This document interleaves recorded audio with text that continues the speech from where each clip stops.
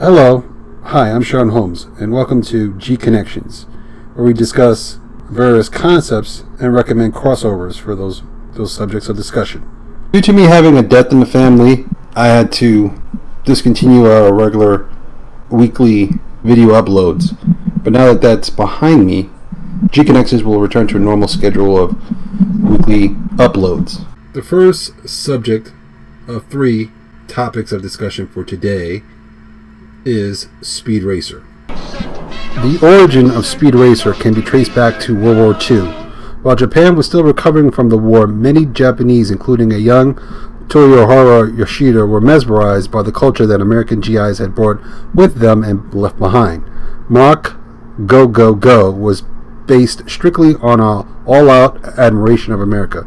American movies showed a life of abundance in the average household. Refrigerators were stuffed with food and fresh milk. It was absolutely unbelievable, like the Superman comics. In the 1950s, original creator Yoshida moved to Tokyo to find work illustrating comics, eventually being joined by his younger brother Kenji and Tohara in the early 1960s. Tatsu and Kute soon became prolific artists, and all 3 Yoshida brothers formed a Tatsunoko Productions company in 1962, which is the animation studios behind the original Speed Racer television series. Around this time, Japanese audiences were being introduced to many icons of Western culture, from films like Viva Las Vegas and Goldfinger to the stylings of Elvis Presley, along with an Aston Martin of James Bond. Japanese cinema also had a big impact on Tatsu, which included actors like Toshiro Mifune, namesake of main character Goha, and Takashia Shimura, namesake of Machi Shimura. Dude, Japan's anime industry was already off to the races thanks to TV series like Astro Boy and Kumba the White Line. Speed Racer's productions initially got off to a bumpy start. As recounted by Kenji Yoshida during the Speed Racer's 30th anniversary, preparations for the televised broadcast were hectic, with changes occurring at the last minute. Speed Racer's trip to America had a few twists and turns of its own. Mach Go Go Go was first pitched to legendary producer Fred Layden, who helped import and localize shows like Astro Boy and Gigantor to the U.S. Layden contacted Translux Television Corporation to give them Speed Racer, and they quickly purchased it. Translux contacted editors Pablo Avila, Sheldon Riss, and Peter Fernandez, who was hired to write and direct the English adaptation. Fernandez not only voiced many characters, including Go, renamed Speed, but also assembled the rest of the memorable cast and crew. Crooner, Jack Grimes, Jack Curtis, and even Danny Davis produced the iconic theme song used in American intro. Did you know the rights to the live-action Speed Racer film were bought for only $1? After its initial run on American television, the show fell somewhat into obscurity thanks to its ownership frequently changing hands, child welfare groups protesting its violent content, and its 52 episodes being below the typical requirement for American syndication. All this changed, however, in 1986, when the university student David Lane Seltzer was watching a movie called Top Gun, which gave him the idea to purchase the rights for Speed Racer for $1. After graduation, Seltzer set up a pitch meeting with Warner Brothers and Richard Donner, known for directing 1978 Superman, and Joel Silver, producer of Lethal Weapon, the movie. In 1989, a deal was struck which, after countless production hang-ups, would eventually lead to the 2008 film produced by Silver and directed by the Wachowski brothers. Warner Brothers then sought all the rights to Speed Racer from Tatsunoko, which included the animation. Since Broadway video license was about to expire, Rocknushki asked eBay Goodies to assist negotiations, advised Tatsunoko to refuse, and instead convinced them to sell the rights to him so he could then clear the rights with Warner Brothers. This lucrative arrangement led to Rocknushki and his son forming Speed Racer Enterprise, which produced the new adventures of Speed Racer in 1993. The deal also led to a lawsuit in 2012. Tatsunoko asserted that Rocknushki claimed ownership of the property after the 2011 termination date of the licensing agreement. Fortunately, the parties eventually settled, and all rights of the franchise worldwide went back to Tatsunoko Productions. After decades of successful spin-offs and detours, Speed Racer seems destined to remain a beloved cultural fix in Japan, the US, and around the world. Now, we here at G Crossovers believe that there are several reasons why Speed Racer should be crossed over with something similar in style. The first reason why Speed Racer should get a crossover is due to the overuse of old ideas within the story. The second reason is the outdated tone. And the final reason is the lack of enthusiasm for another Speed Racer movie. Point number one. Due to the Speed Racer movie failing to connect to fans at a sufficient level would suggest that themes within the movie, like villainous entrepreneurs and crazy drivers, are too common within all movies. That's point number one. Point number two, the special effects used to create the Speed Racer movie, like the fight scenes and the car stunts, should also be considered as failures for the movie that didn't connect well with the audience in 2008. The final third point is regarding the issues surrounding the Speed Racer movie, which consist of campy behavior versus dark overtones. The 2008 movie, along with other forms of Speed Racer, more embrace campy behavior to appeal to children instead of dark tone. For this reason, in conclusion, we believe that the Speed Racer story should be crossovered with Death Race.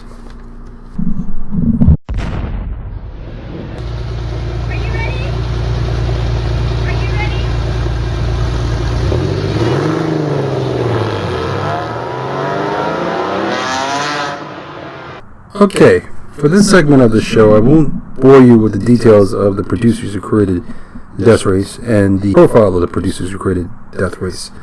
I'll simply start off with the first iteration of the live-action movie, Death Race, until I get to the end part of the final installment of Death Race.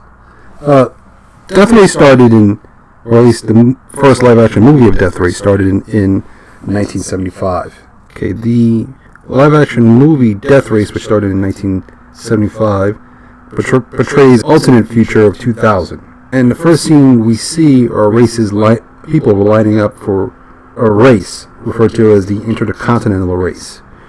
It stars Sylvester Stallone as one of the racers, the sensei from the Cobra Kai television episodes that began with the Karate Kid movies, and of course the star of Death Race, Frankenstein, portrayed by actor David Carradine.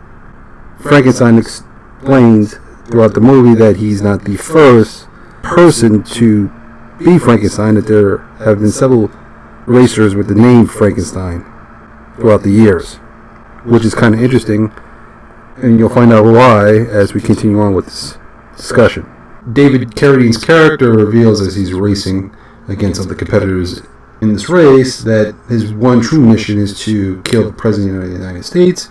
At the end of the movie, he kills the President of the United States, becoming the new President of the United States.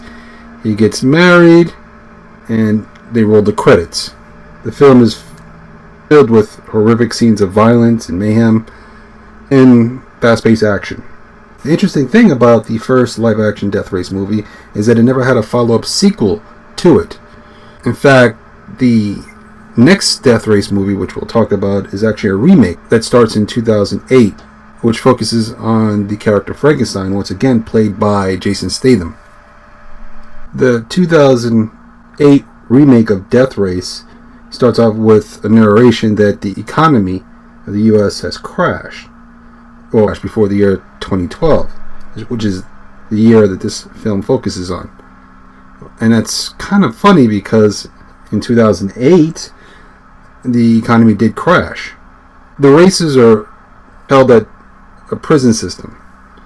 The race is very violent and showcases gory scenes of people getting run over by cars, lots of explosions, gunfire. Real fun stuff if you're into that kind of action in your movies.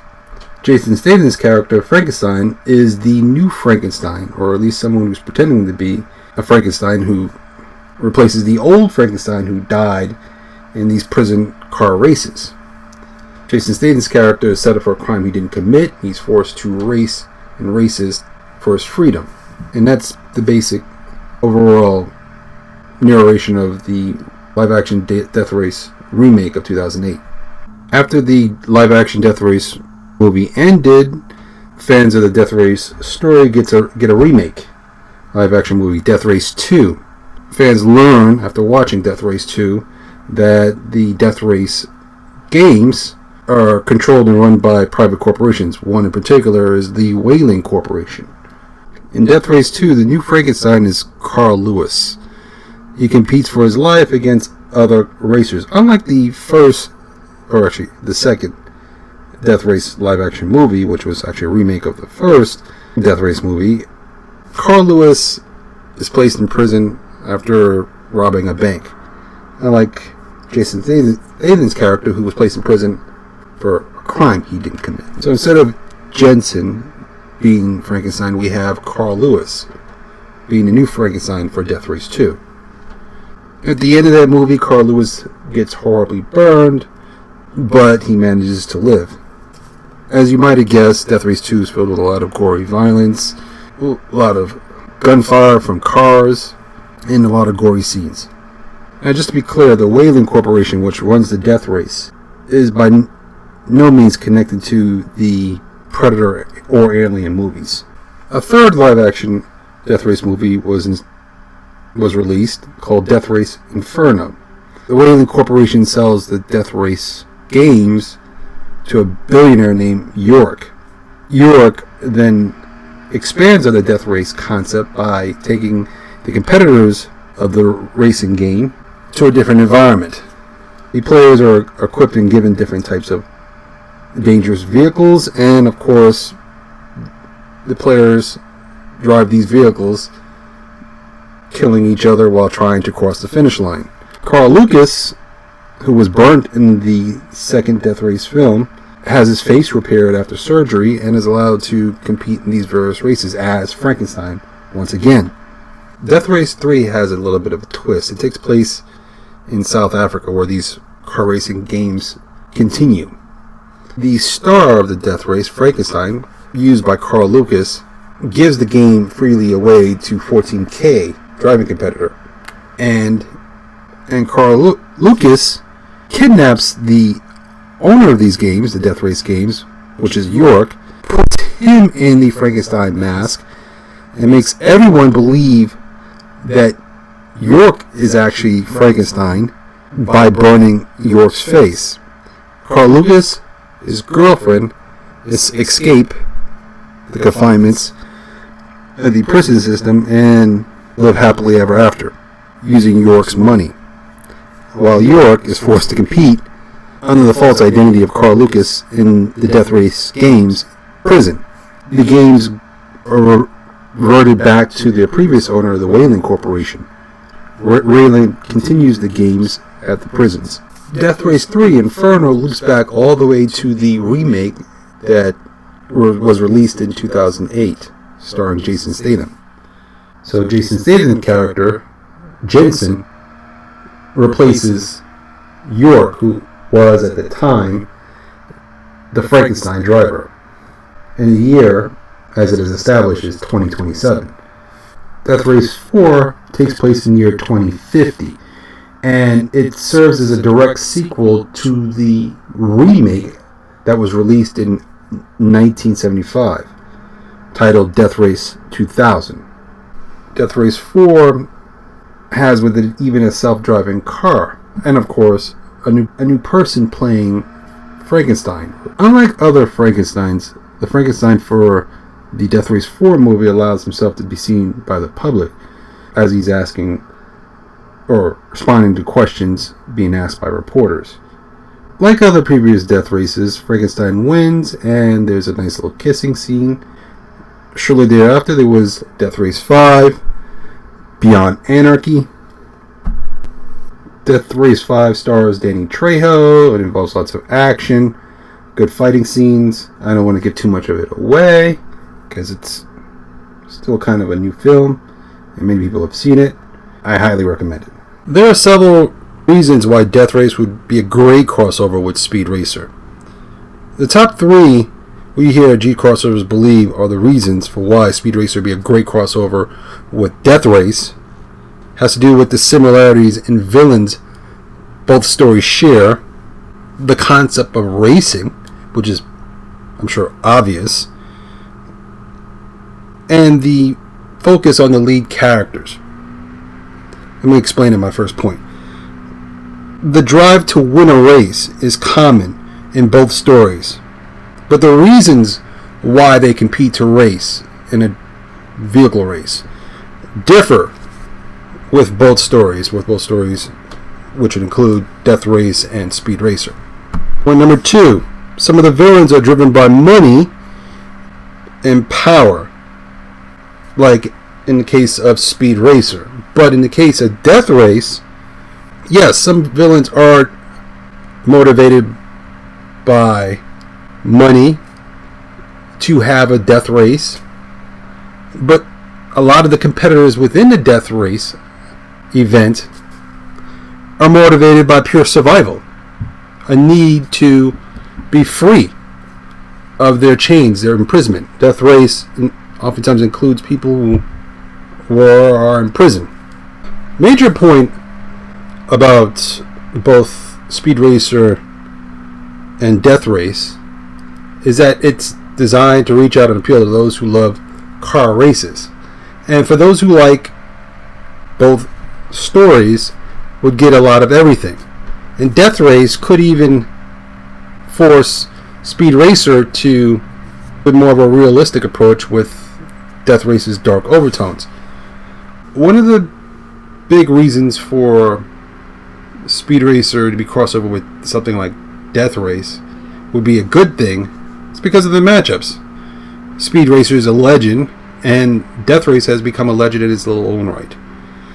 I think people would be excited to see a matchup like that, and I can't speak for everybody in G-Connections, but I believe other people see it that way too. In conclusion, we believe here at G Crossovers that one final key to bring renewed interest or enthusiasm to both Speed Racer and Death Race would be the video game known as F-Zero, that was also later turned into an anime cartoon. But before we go over into this third crossover, let's discuss and review the history of F-Zero. There are inconsistencies in the F-Zero games and cartoons, but efforts were made to combine the best in all F-Zero related stories to share it in this video. Let's begin. F-Zero starts with a character from the 21st century named Rick Wheeler, who, as a police officer, pursues Soda, who is an extremely dangerous and insane criminal. Oh yeah, this is awesome. They crash. Soda and Rick are both horribly injured and put into cryo sleep for 150 years to wait until medical technologies advances to the point where it can save them both. Fast forward to the future of the 22nd century, aliens make first contact with humanity. Alienophobia dominates public opinion, putting the world into turmoil. Over time, everyone finally calms down and reasonably well-intended alliances are made with different races. Technology advances, a new line of intergalactic trade flourishes between humans and other alien races, delivering resources and wealth to merchants all around the galaxy. A social economic ruling class slowly takes power, with the wealthiest holding the greatest influence. At the same time, criminal organizations spring up, intent on taking over the universe. A villain called Deathborn, who is technologically immortal, creates a criminal group called the Dark Million Organization. As a result, an extremely dangerous racing sport was created called F-Zero. F-Zero uses super speed hovercrafts on suspended tracks with enough obstacles and sharp corners to result in serious devastation, injury, and also death. The poor majority are enlisted to compete in the F-Zero games. F-Zero is kind of like Hunger Games, the movie. Only the bravest and most skilled pilots can make it and compete for the grand prize. At first, public opinion of these violent races demanded they stop, but then everyone just got used to them. F-Zero racing becomes essential sport and entertainment for the masses. Douglas J. Falcon, an extremely powerful bounty hunter who also has a love for high-speed racing dons the name Captain Falcon and becomes an extremely popular racer in F-Zero. Captain Falcon wins so many races and takes out so many criminal organizations that he becomes hated by many aristocrats and criminals alike. He's forced to always live in hiding and uses the name Bart Lemming while working as the local bartender. The Dark Million organization starts searching the universe in order to recruit the most evil and powerful people to help in the conquest of world domination. Or I should say world's domination. Or universe domination. Dearborn, the villain, finds another villain called Black Shadow and they recruit him. Dark Shadow finds the villain Soda in cryosleep, wakes him up, and recruits him to his services. Afterwards, Dark Shadow's team starts winning F-Zero races in an effort to raise the money to experiment on alien tech that can give a person the power to reshape the universe. Rick is repaired and woken up out of cryosleep to help the MTF, that's the Mobile Task Force, to stop Zoda and his fellow henchmen in the F-Zero games. MTF eventually stops Dark Million from winning F-Zero games and thus stops evil world domination plans. There are multiple reasons why Speed Racer, Death Race, and F-Zero should get a crossover. The three reasons we choose to focus on are high-tech futuristic excitement, exploration, and racing. First point, racing. Participants use futuristic hovercrafts capable of supersonic speeds to cross a finish line before their rival competitors, which is the same theme and idea for the other racing stories like Speed Racer and Death Race, except Speed Racer and Death Race don't use hover cars, they use normal cars we see in the 20th century. Some racers use enhanced equipment to win a race, which is a similar concept in both Death Race and Speed Racer. The winners of an F-Zero race are rewarded with trophies, money, and dangerous objects of power capable of destroying worlds. Now, the other two stories, Speed Racer and Racer X, don't have such a high stake, or don't have high stakes, but lives are oftentimes on the line in both Speed Racer and Death Race, which creates that similarity with F-Zero stories. Main point 2, futuristic excitement. In F-Zero stories, you would see in the cartoon elevators that can go from planet Earth all the way up to space stations in space. Vehicles that ride on the road sometimes use wormholes to go from one point to another. Wormholes are defined as gates that bring two distant points closer together. There are also in F-Zero computers that use 3D monitoring, three-dimensional image monitoring. Main point 3, exploration. Racing events in F-Zero are sometimes held on planet Earth and sometimes they're held on other worlds. Sometimes F-Zero racing events are held in space and space stations. And oftentimes the human racers in F-Zero racing, sometimes competing against aliens from other worlds.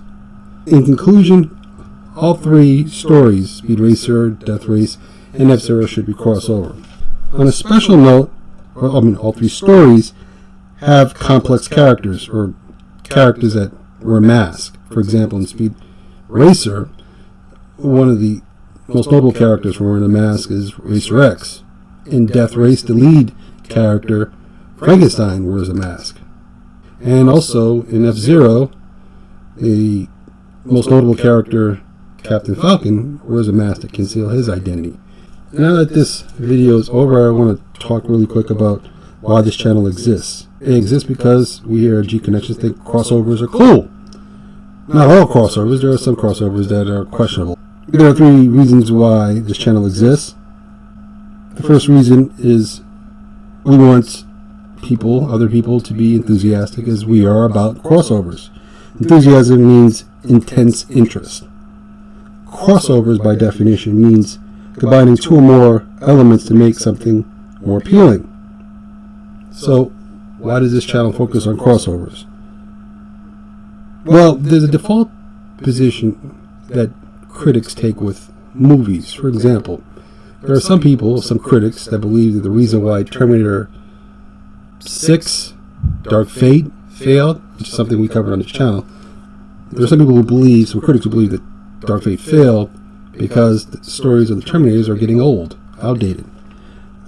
We here on this channel prefer a second reason, and it's a simple one. Terminator needs a crossover in order for it to be interesting.